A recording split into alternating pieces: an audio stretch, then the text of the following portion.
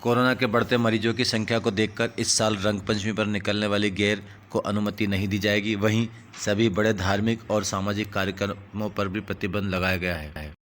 प्रदेश सरकार के निर्देश पर मंगलवार रात को रेसिडेंसी कोठी में क्राइसिस मैनेजमेंट की एक बैठक रखी गई, जिसमें शहर में बढ़ रहे कोरोना मरीजों को लेकर चर्चा की गई।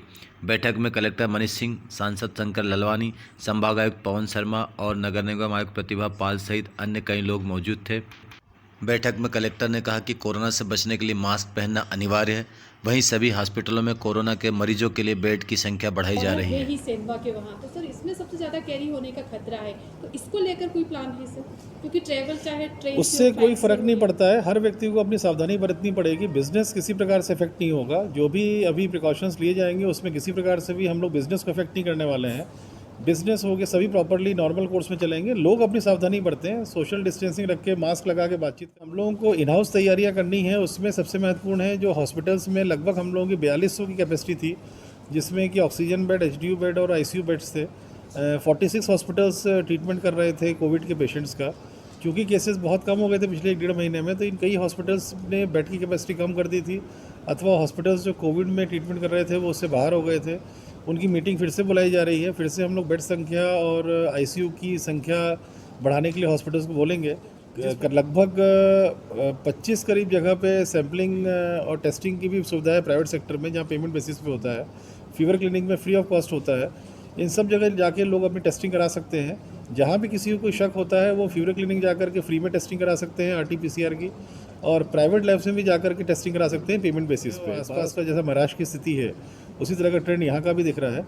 इसलिए सभी सतर्कता लेना इमीडिएटली यहाँ के रहवासियों को, स्पेशली नगर निगम सीमा क्षेत्र में जहाँ डेंसिटी बहुत ज़्यादा है, यहाँ आवश्यक है। अभी माननीय मुख्यमंत्री जी ने कल VC के माध्यम से सभी शहरों के अधिकारी से बात की थी, और कल मेरी भी मुलाकात हुई थी। उन्होंने इंदौर को लेकर चिंता जाहिर की थी और ये कहा था कि इंदौर में जिस प्रकार से संख्या बढ़ रही है तो उस पर चिंताजनक है, और उस पर आप लोग बैठ के कुछ चर्चा करिए, उसमें क्या एक्शन ले सकते हैं, किस प्रकार से आगे बढ़ सकते लीजिए।